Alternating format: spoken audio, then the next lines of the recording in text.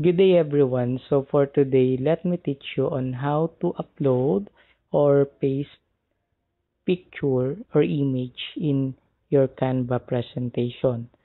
So here I am going to share with you two ways on how to do that.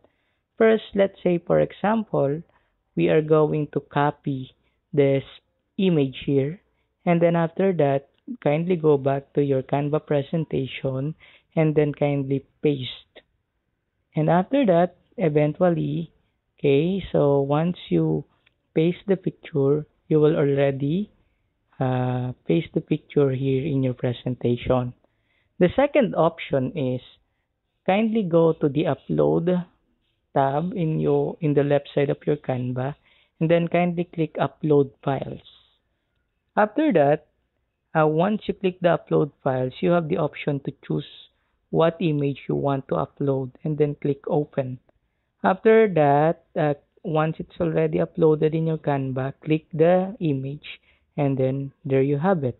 So those are the two ways on how to upload or paste image in your Canva presentation.